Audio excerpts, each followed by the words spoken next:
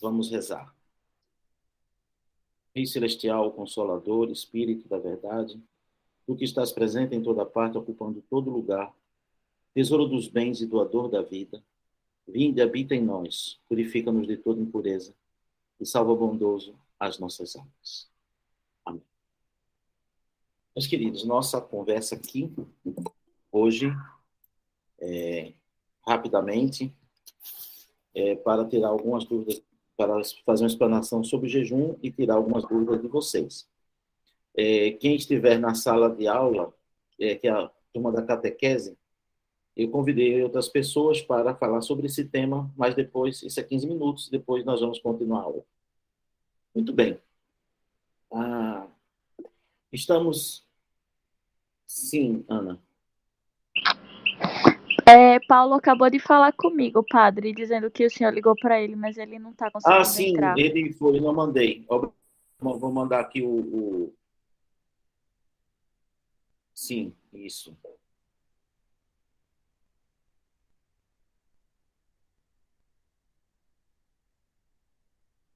Só um instantinho.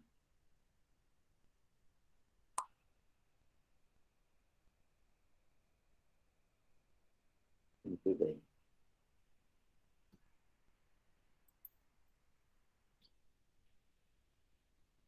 Então, vamos lá. Deixa eu ver só se o Paulo entra aqui, rapidinho. Então, vamos lá. Bem, o período de grande quaresma é um dos exercícios espirituais mais importantes da igreja.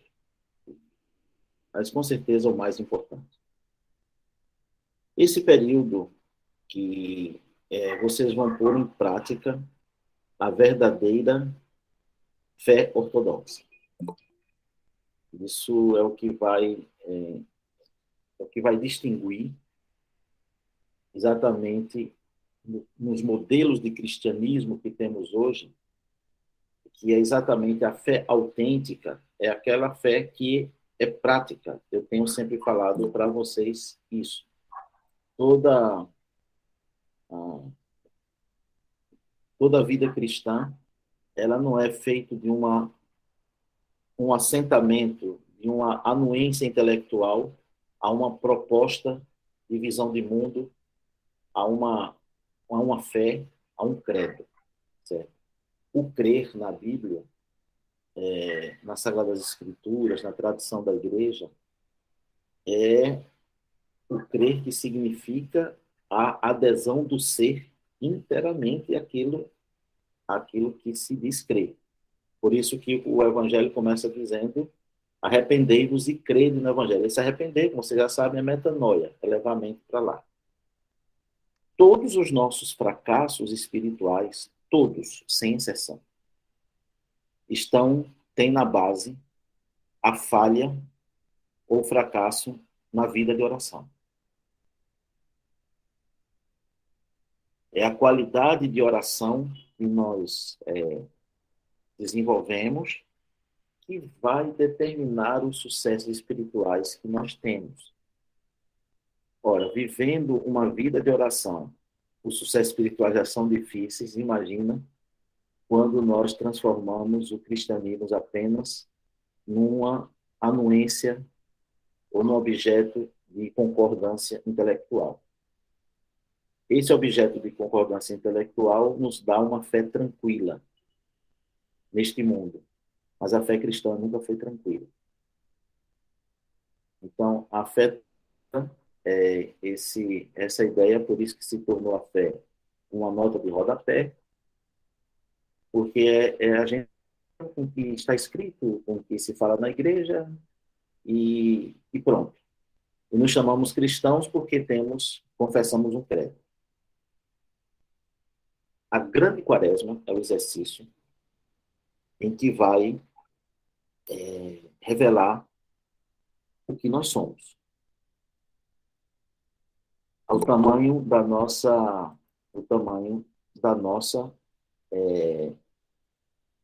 do nosso ser e o tamanho da nossa fé. Então, a quaresma, ela antes de tudo, vai mostrar muitos fracassos. Nós vamos ver o quão difícil é viver a fé cristã, a quaresma. Mas a função da quaresma não é humilhar. Deus nunca teve a intenção de jogar ninguém fora. Não é para dizer você não pode, você não presta, você não é qualificado. A quaresma tem bem dito isso, é como um raio-x. É um exame. São exames onde a nossa alma vai ser diagnosticada. E por isso a quaresma ela tem que ser vivida muito junto com o padre, com o pai espiritual, e vai importar muito, não é tão importante, veja bem, isso não quer dizer que não tem importância, é muito importante, mas não é tão importante como você vive a grande quaresma do que depois do que você vai fazer com a experiência que teve na grande quaresma. Se aquela experiência não orientar o resto dos anos, ou o resto do ano, então podemos dizer que foi uma experiência jogada fora. Não é totalmente jogada fora, mas é como se fosse então jogada fora. Então nós vamos ver o que é que mais assusta na grande quaresma? O jejum. E aí nós vamos falar um pouco sobre o jejum e vocês vão perguntar do jejum. Basicamente o jejum é isso. É o que dá medo. O jejum é abstinência total. Total. Não tem a gente brasileiro meio, vamos dizer assim, um jeitinho brasileiro, total, de carnes, todo tipo de carne, de laticínios, todo tipo, derivados de animais e dos laticínios. Ou seja, em outras palavras, a quaresma, o alimento na grande quaresma são vegetais e frutas. Então, muita gente às vezes se esquece, e a gente, por exemplo, eu acho que foi o André uma vez que me perguntou, pode comer feijão e arroz? O que é que você acha, André?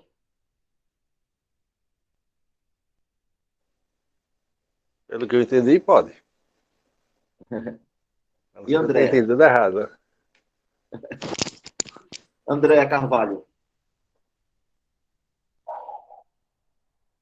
Eu não sei falar do ponto de vista ortodoxo exatamente, mas eu creio que sim, porque não é derivado animal e nem de laticínios. Sim. E o que é que pode comer? Como o senhor disse, vegetais e frutas. Arroz e feijão são vegetais? Ah, É porque eu sabia disso que ele sempre pensa em alface, tomate. sim, sim. Arroz e Cereais? feijão. Cereais? Não, vegetais. Cereais muitas vezes levam um leitinho, uma coisa ou outra. Vegetais. Vegetais e frutas. Sim, Ismael.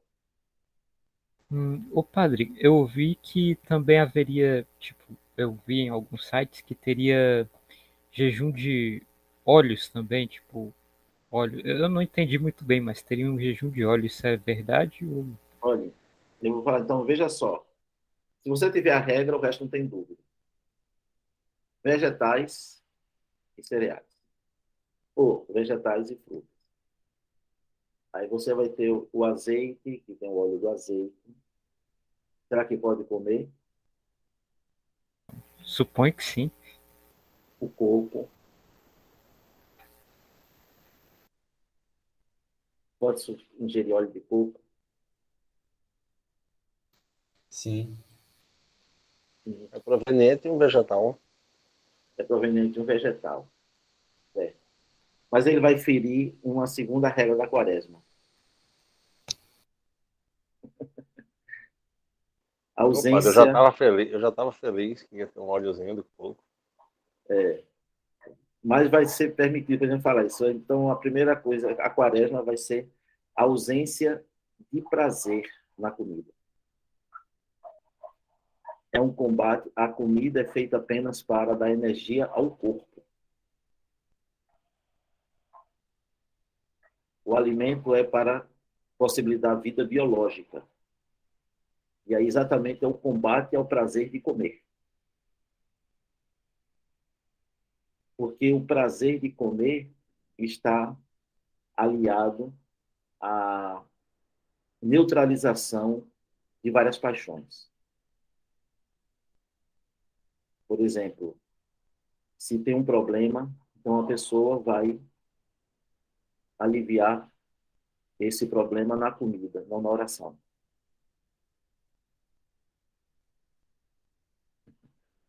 Então, Quaresma tem a ver com qualidade e quantidade também dos alimentos. A gente vai falar agora sobre isso. Então, eu estou falando a regra geral, ver como é que é interessante. Então, veja o que é a Quaresma. Você vai ao médico e você vai falar de alguns sintomas que você está tendo. Isso é a confissão. O médico disse, então vamos fazer uns exames.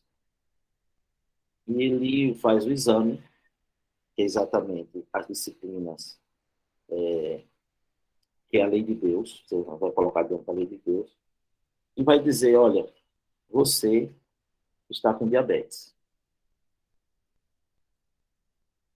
Então, você vai ter que eliminar açúcar, gorduras, massas que geram açúcar. Então, para você poder combater esta diabetes. Você é obrigado a não comer esses alimentos, não decidir, não. Mas se você quer ter saúde,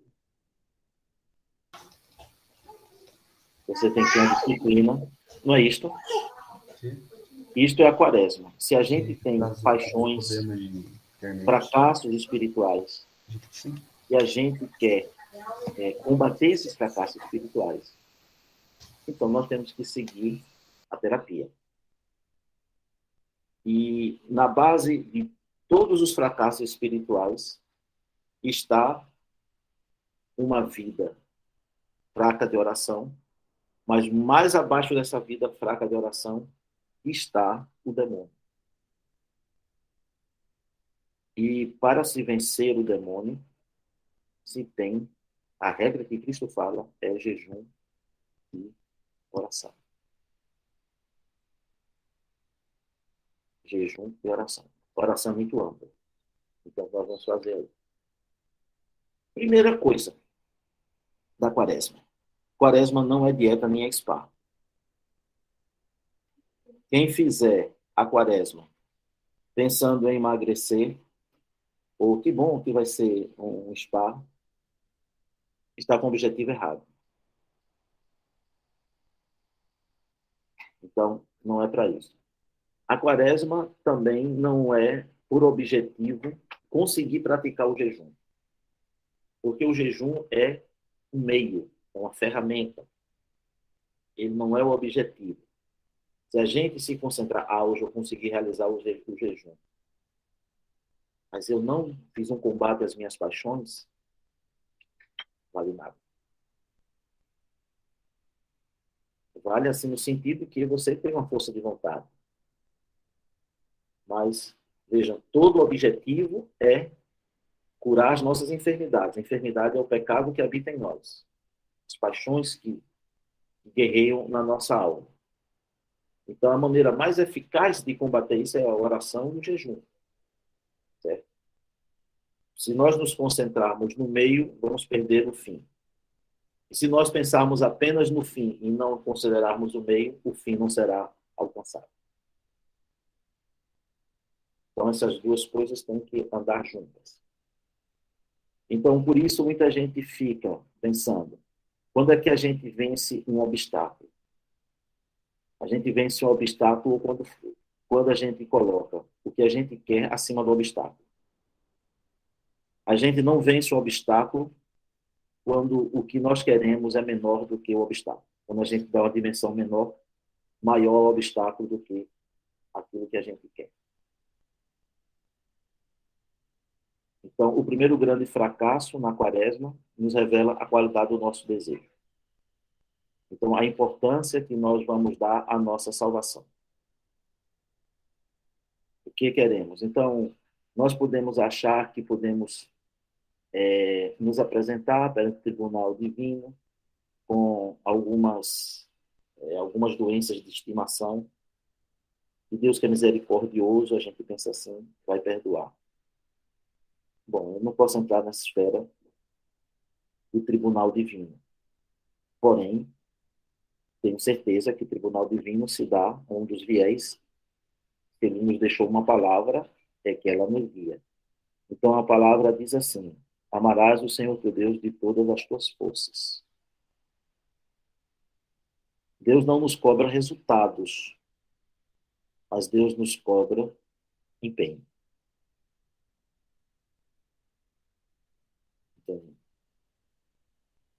Entendeu? Como um agricultor, como alguém que arrendou um terreno e chegou lá, o proprietário do terreno, o terreno estava sem produzir nada. Mas por que não produziu nada? Não houve chuva, houve geada, houve peste. Então, o que é que o proprietário do terreno vai fazer? Vai louvar aquele agricultor pela sua compreender o fracasso dele e vai tentar amenizar essas coisas. Mas se houver toda a infraestrutura e ele chegar lá e o terreno não tiver produzido, o que é que vai acontecer? Ele pode perder até a terra. Porque ele vai dizer: eu entreguei minha terra para um preguiçoso. Então, os resultados não importam muito. Os resultados têm outras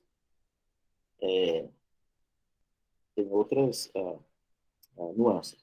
Mas, da mesma forma, eu uso esse exemplo para todos que vão, da mesma forma que uma criança, os pais não se preocupam, ou seja, não vê nada de errado entre uma criança que quer aprender a andar, e nesse desejo de aprender a andar, ela cai e se levanta, cai e se levanta, cai e se levanta, cai e se levanta. Os pais não se preocupam com isso, porque sabe que é o processo natural. Agora, se a criança ficar o tempo todo deitada no chão, se arrastando, e sem nenhum desejo de se levantar, aí isso preocupa os pais.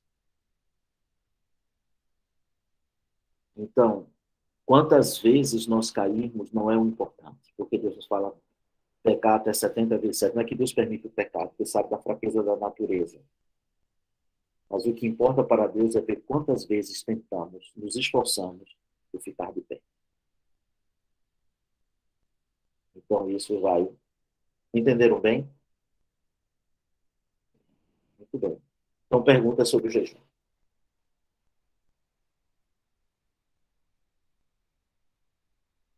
Pode perguntar. Andréa. Padre Mateus, voltando lá na questão do arroz, né? Se é pecado, então vai ser algo pessoal que eu vou ter que definir como assim: o arroz me dá muito prazer de comer o arroz, então eu vou cortar o arroz e substituir por outra coisa? Não, aí você tocou num assunto muito bom. E vem, veja bem, o jejum, para ele ser praticado na sua íntegra, já, Vitor, ele precisa de, assim como uma planta, ele precisa de terreno adequado. Por isso qual é o terreno adequado? Os santos padres, eles se isolavam, eles iam para o deserto. Então, e lá não é que seja mais fácil, lá é o lugar ideal para combater o jejum, porque você não tem elementos que vão me atrapalhar esse propósito. O jejum na cidade, na vida urbana, é uma outra coisa. Porque você tem atividades de trabalho, você tem familiares que não comungam a mesma fé, que não percebem, não tem essa dimensão, né? Tem demandas. Então, São João Cassiano, que foi um dos santos padres da igreja, que viveu no quarto século, ele trabalha esta regra do jejum, que é praticada hoje em todas as igrejas ortodoxas nas dimensões urbanas. Você deve comer de tudo que é permitido, até chegar perto da saciedade, mesmo aquilo seja prazeroso, certo? Porque você come para se alimentar. Então, quando você chegar perto e vê que dá para já está se saciando, para e segue a vida. Entendeu? E aí vai ser importante vocês observarem o lecionário ortodoxo, que vai estar lá, porque alguns dias vai ser permitido, sim, azeite e vinho. O vinho entenda-se bebida alcoólica. E o azeite, aí vai responder quase uma pergunta do Paulo Nascimento, mas eu vou responder do grupo, Paulo. Azeite, que é o óleo derivado de um vegetal. Então, é permitido. Geralmente é os sábados e domingos. Só existe um dia em que se come peixe, é quando é na festa da Anunciação. Quando na festa da Anunciação é permitido comer peixe. Mas o resto, não. Então, o que eu vou fazer? Existem muitos mitos sobre isso, mas talvez um desses mitos seja o Vitor. Vitor, por favor, pode perguntar.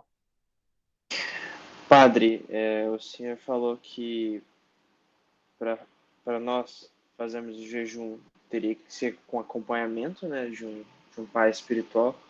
No caso, no meu caso, no caso da minha namorada que está aqui também, a Gabi, nós estamos longe de um padre, principalmente ela, que está bem isolada de uma igreja, qualquer igreja ortodoxa que eu possa estar por perto. Eu também. Quer dizer, eu ainda não consegui ir a uma divina liturgia, porque ela acontece a cada 2 semanas aqui, enfim. Eu achei mais prático entrar no grupo. Então, Sim.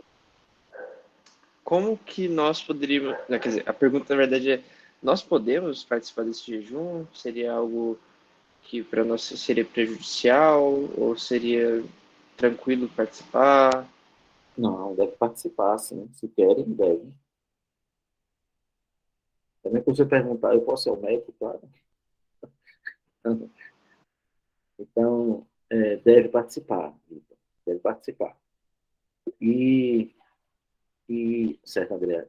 E vai seguindo as orientações que estamos dizendo. Amanhã vai ter um manual do jejum, era para estar pronto hoje, mas como eu percebi alguns erros, mas erros de redação, e não podia dar margem a outro entendimento, então tem que reformular os textos.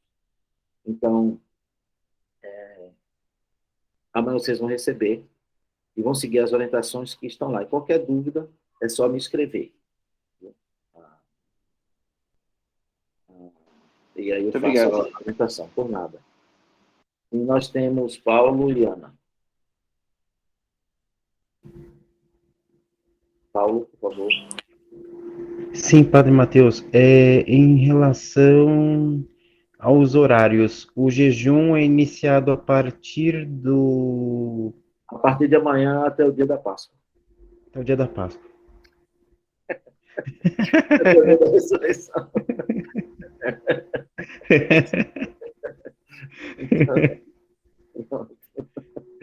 Não tem horário. Respondida. Bom, vamos lá. Ana. Padre, e pode beber café?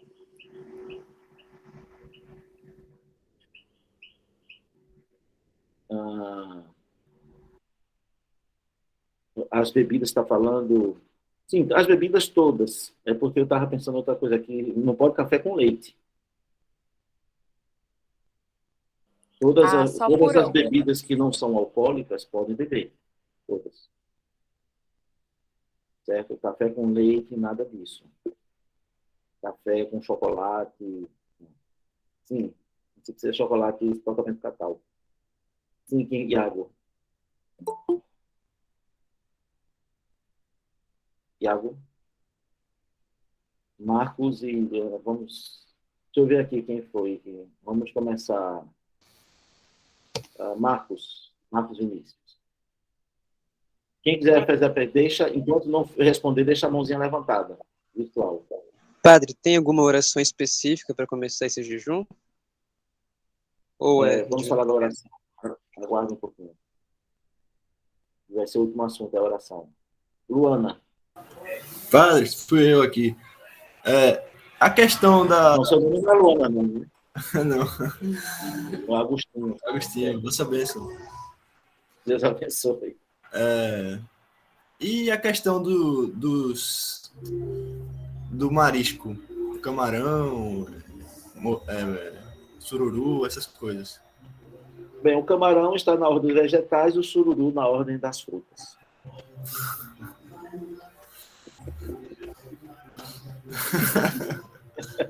É o jeitinho brasileiro, eu sei.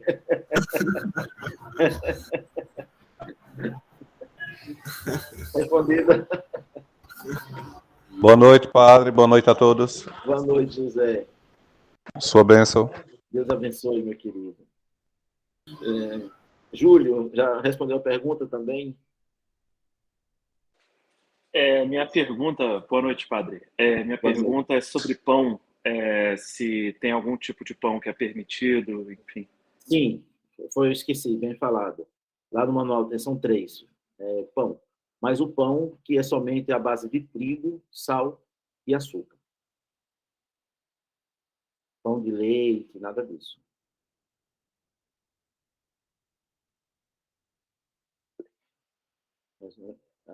Quem estava mais? Vitor? Sim.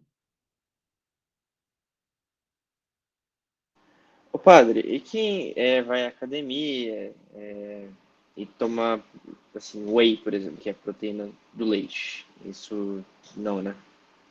Quem vai à academia e precisa de leite? Não, ele, por exemplo, De proteína. eu uso whey. Whey é proteína do leite. Mas seria considerado alimento? Sim. O leite é. Então, o que é que se deve fazer? Primeira coisa, não vai à academia.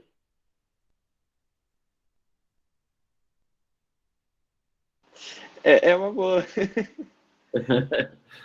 A segunda coisa, existem proteínas vegetais. Isso é verdade. Tem como escapar, não. Então, aí você escolhe entre o bolso e a reclusão. Proteína vegetal é cara, aí pode não ir à academia.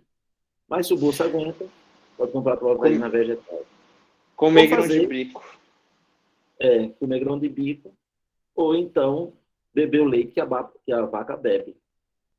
Qual é o leite que a vaca bebe? Estou falando da vaca, não do povo.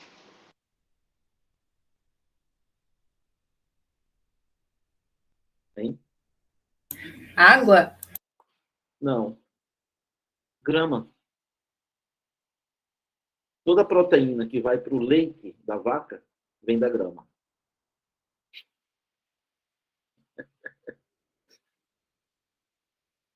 Não é isso? Muito bem. Ela só bebe enquanto é bebezinha. Enquanto depois que cresce, não toma mais leite. Muito bom. André. Padre Mateus, só mais uma pergunta. Como eu não sou batizada, né, a regra é a mesma, não muda em nada. Porque a gente lê, né, que a gente nunca deveria fazer o jejum sem o acompanhamento de perto do seu padre. Então, o senhor está nos aconselhando que nós devemos fazer, então, o jejum como a igreja já o faz. Você veio da aula de Patrícia. O que é que o padre falou sobre os não batizados? Sobre João batizado? Os não batizados. Dos não batizados? Que não tinha água, não receberam o batismo. Alguém lembra? Ele falou dos tipos de batismo, né?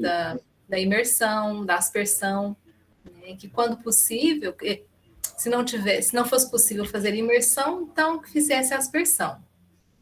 E se não pudesse nenhum? Não me lembro. Não me lembro. Batismo de sangue. Como? Batismo de sangue, ele falou sobre isso. Batismo de sangue, sim. Sim. Aham. Então, você dá a resposta. O que é o batismo de sangue? Através da Eucaristia? Não, o batismo de sangue, sim. Eu não. Você não participa, você não foi batizado, você não participa da Eucaristia. Sim. É que o sacrifício de Cristo alcança todo mundo. Se você deseja a salvação, entre pelo caminho.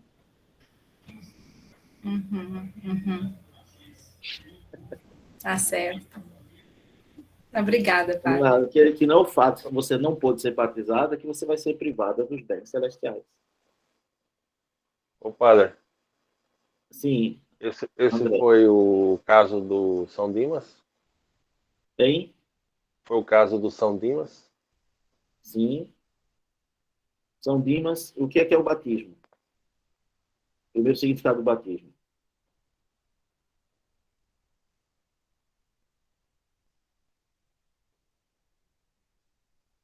Somos sepultados. Sim, Somos sepultados com Cristo no batismo. Sim. Né? E ressuscitamos. São Dimas morreu com o apóstolo Paulo, lá no... Não, ao lado de Cristo. E foi para ele para o paraíso. Então foi exatamente. Lá ele foi batizado. Foi batizado lá. Sim. A água é para comunicar esse evento, ele já está no evento. Certo. E muita gente não raciocina isso, né? Eu gosto de brincar assim, porque a gente assimila melhor. Não é? Então, Dimas, escutou de Cristo, hoje estarás comigo no paraíso. Morreu com ele foi para o paraíso. Morreu. E o batismo é? Interessante. Vamos lá. Mais alguma pergunta do jejum? E eu vou concluir com a oração, que isso é muito importante. Paulo. Padre Mateus, no caso de pessoas que tenham gastrite, problemas estomacais, como deveriam proceder? Bom, então vamos ver. Primeira coisa, se a pessoa tem uma comorbidade, que é a palavra mais conhecida hoje em dia, então deve se abster do jejum se ele precisa de alguns alimentos para combater essa comorbidade. Mas gastrite, eu não sei o que vegetais e frutas e pão pode fazer mal. Alguém tem alguma... Eu estou falando sério, eu não sei, mas alguém tem alguma noção se faz ou não?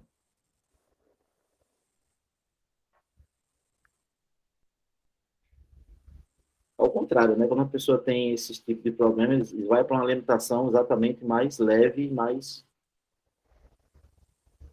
Mas você tocou num ponto bom. Se tem comorbidades, então é bom consultar o médico, não fazer, e falar com o padre, não fazer o jejum, porque, como eu disse, o jejum é uma ferramenta, não é o fim. Certo? E se a sua terra não produziu porque teve seca, Deus não vai cobrar de você isso. Se você está enfermo, não pode fazer o jejum, então, o que ele vai cobrar é a vontade. Olha, coloque uma coisa, não é quer dizer que você está fazendo isso, não. Coloque uma coisa na cabeça. Não existe escape para a lei divina. Porque a lei divina se resume em uma coisa. Amarás o Senhor teu Deus. Ou a gente ama ou não ama.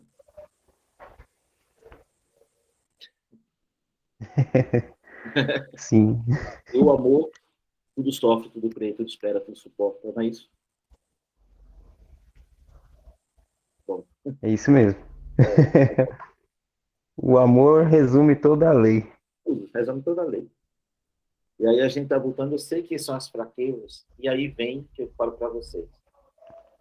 O período da Caldrese é um período de provação. E não é somente pelos nossos esforços, é porque o maligno, ele não quer o nosso crescimento. Ele se aproxima de nós. São tentações, são situações, são, enfim, conversas, falas nos pensamentos. O jejum, ele dá um desequilíbrio emocional, muitas vezes. As pessoas ficam irritadas, em geral, porque é como um drogadito que está em crise de abstenção. Aí a gente pensa que os drogados só são que usam cocaína. Vocês vão ver o quanto a gente é drogado por outras coisas. Então vem a vida de oração. O que é a vida de oração? A vida de oração é muito ampla na igreja. Então, para quem é fiel, tem uma paróquia, certo? A participação nos sacramentos, os sacramentos são indispensáveis e são os melhores remédios que existem. Então, a participação na Eucaristia, a confissão constante, cada vez que precisar, o padre está participando para isso. Se tiver dificuldade, vai o padre da paróquia, vai confessar. Ah, mas eu quero importunar o padre. Não, então, não vamos impedir importunar o médico, porque, né? Então, que tá. Então, tem que viver essa dimensão da oração. E aí vocês têm as orações pessoais. Ah, mas eu não tenho de oração ortodoxa. Tem sim. Ortodoxo é o ultra-ortodoxo, que tem 150 orações, vocês já viram? Na verdade, 151. Que é os salmos. Que são os salmos. Reza-se, os salmos já dizem a disciplina. Reza-se o salmo de manhã e à noite. Medita na sua lei de dia e de noite. Bom, Paulo.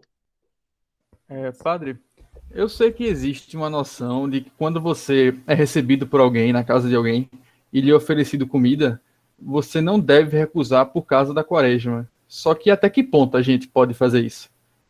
Porque se a gente for recebido por alguém e a gente vive num país que não é ortodoxo, então geralmente pode oferecer coisas que tenham carne, queijo envolvido. Então, a gente até que ponto pode recusar? Porque se a gente recusar tudo que é oferecido, também não é uma coisa que está na tradição ortodoxa, no caso. Na tradição ortodoxa está primeiro tentar recusar o convite.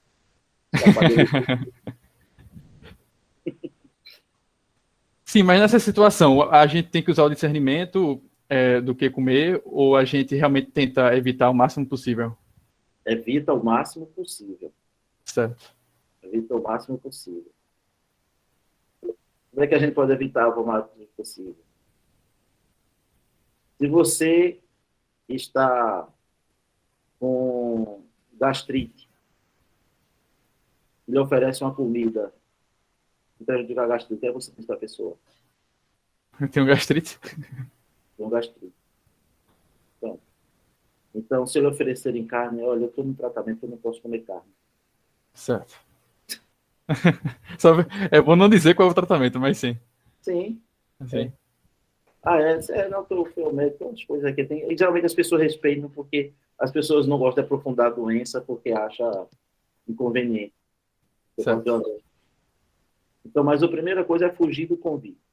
Isso na quaresma de Páscoa é mais fácil, mais difícil é na quaresma de Natal.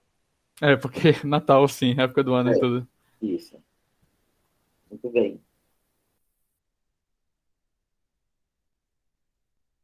O que mais? Quem foi? José Carlos. Nosso querido José. Olá, padre. A respeito das orações, o senhor já falou, porque a gente chegou um pouco atrasado. Falei das orações. Que são, mas na verdade ainda estou falando, né? Que são participar de todos os ofícios da igreja e as orações pessoais. Então, o que é que isso serve para todos os anos, não é só quaresma, não. Todo ortodoxo, ele tem que ter a disciplina de reservar momentos de oração. Todos os dias, sem exceção. E por isso que eu disse a vocês, na base dos nossos fracassos espirituais está a nossa vida de oração. Imperfeita. Porque somente a oração é capaz de vencer o demônio. Não é conhecimento intelectual, é oração.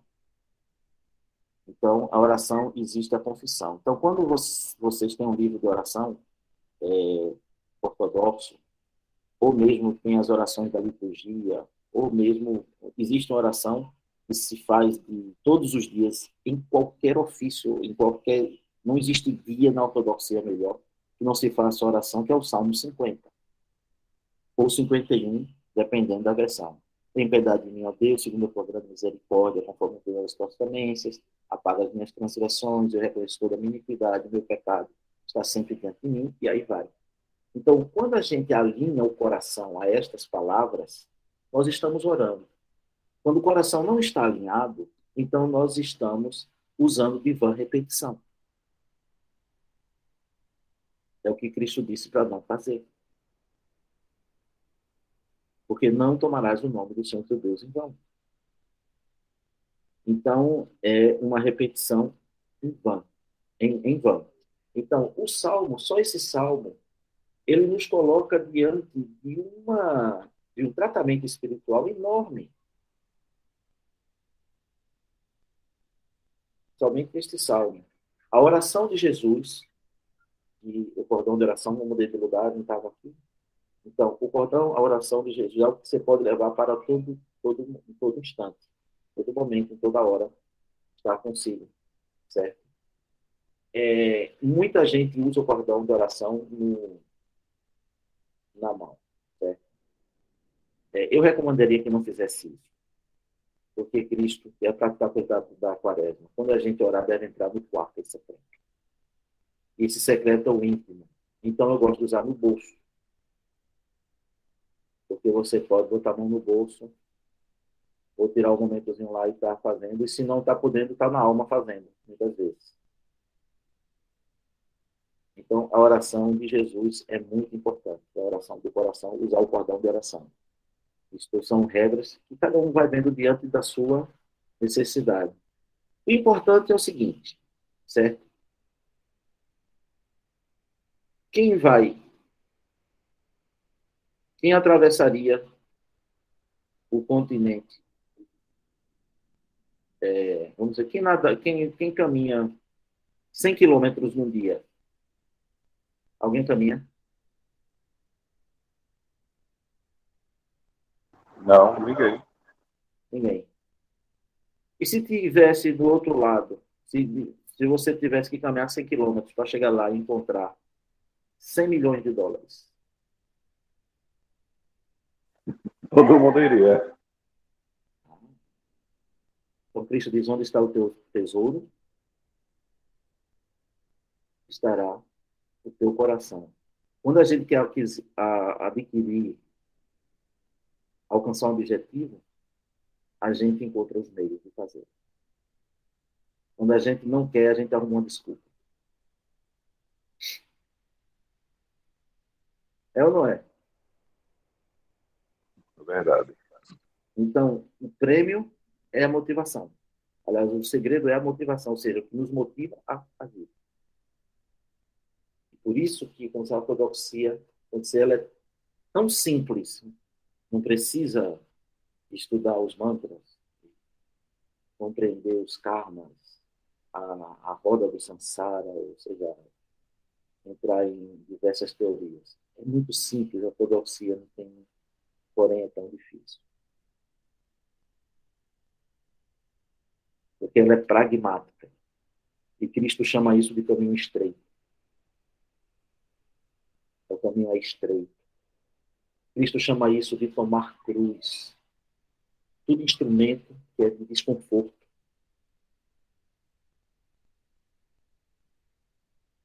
Então, este caminho estreito. Porém, uma coisa ele promete. E se você quer saber como viver o que Cristo promete, tem um cachorro. Adquira um cachorro. Observe o cachorro. Porque para o cão, não importa se o dono mora embaixo de uma ponte ou se ele está numa cobertura, à beira-mar. O que é que importa para o cão?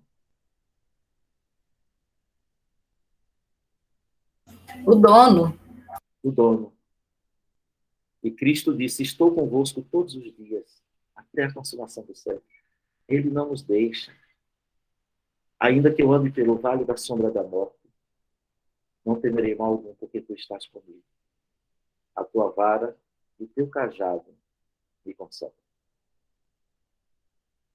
Então, ele também nos leva para pastos verdejantes, para águas de descanso. Ele nos leva, nos conduz pelo caminho da justiça, prepara uma mesa perante os adversários, nos unge a cabeça com óleo, nos reserva o dia eterno como a consequência de tudo isso. Como é maravilhoso, né? Bem, vamos lá. Quem foi que perguntou, levantou a mão?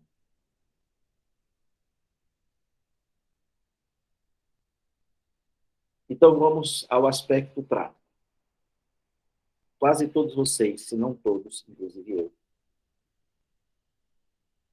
vamos fracassar nessa primeira semana.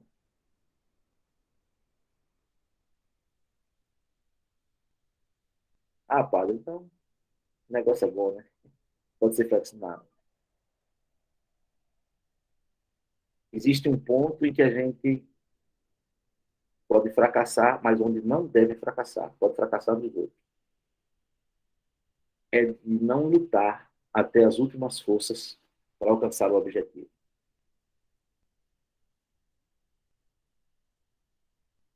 Se você usar todas as forças e não conseguir alcançar o objetivo, você já venceu. Por exemplo, eu comecei a desmaiar. Precisei comer alguma coisa. Coma. Porque você foi além das suas forças.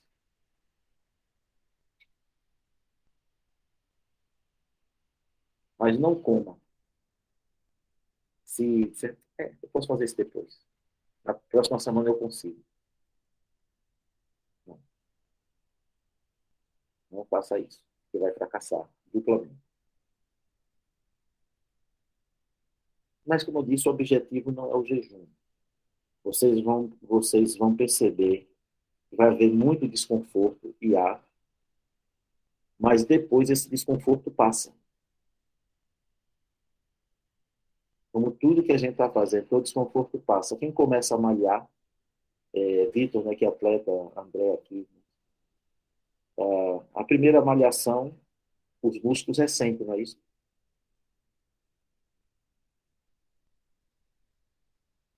Ele já está ali fazendo aquecimento, Rafael. O alongamento. Mas depois, com a prática, eu sei que vai tonificando, né? Os músculos, ele já vai aguentando aquela carga de exercício. Então, gente, não tenham medo da quaresma.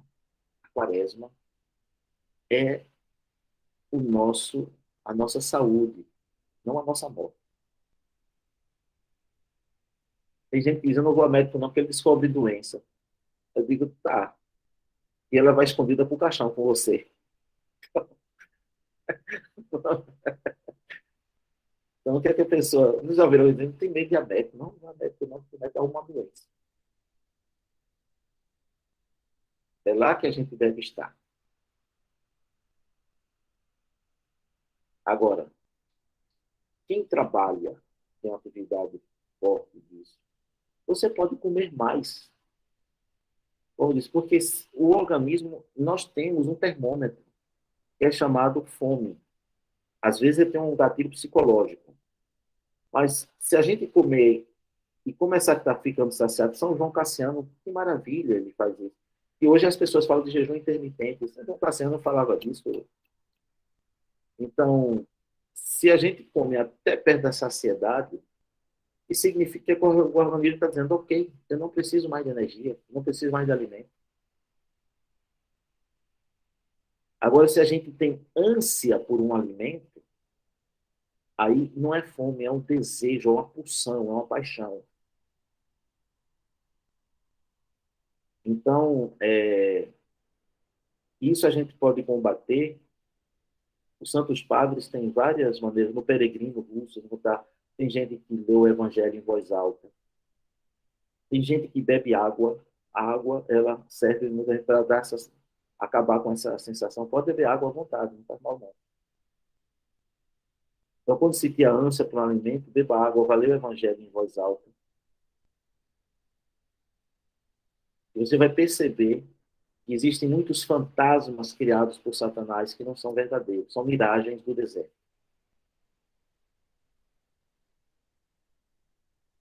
Vamos fazer assim? Bom, eu não tenho mais nada a falar, não sei responder as perguntas agora. Quem quiser ir, eu agradeço. Obrigado, vai estar gravado. Então, as perguntas, por favor.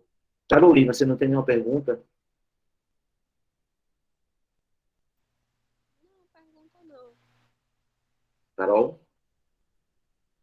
Consegue me ouvir? Consigo, agora sim. Não, não tenho nenhuma pergunta. Mas está muito baixinho agora, Carol. Você pode aumentar, tentar aumentar o... Não tenho nenhuma pergunta. Tá. Qualquer coisa, telefone para mim, escreva, viu? Certo. Tá bom? André Pestre. E... Por nada, André. Deus abençoe.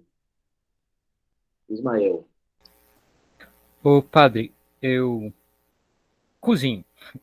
E eu moro com meu irmão. Aí, tipo, quando eu faço feijão, normalmente, eu coloco carne no feijão. A maioria das pessoas faz isso. Eu, tipo, deveria continuar colocando carne no feijão ou eu tiro a carne do feijão? Porque eu vou comer só o feijão, mas... Aí você não come feijão, você come arroz. Faça carne do seu... Faça o feijão do seu irmão, que é um exercício de quaresma maravilhoso. Servir o próximo. Ah, não, mas eu gosto de feijão. Ele vai comer feijão sem carne, é isso aí. Não. Não, eu sei, eu tô brincando. Sim. Ok, mais alguém?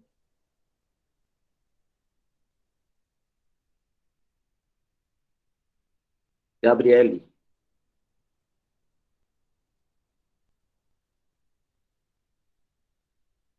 Gabriele? Oi, a dúvida que eu tinha, o Vitor perguntou se era se a gente poderia participar e como seria. Sim.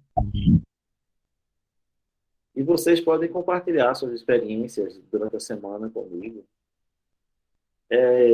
Eu não garanto responder todas, a não ser que haja necessidade, porque sabe que recebo muita coisa para responder. E senão, eu vou fazer o que eu mais detesto, que é ficar no celular.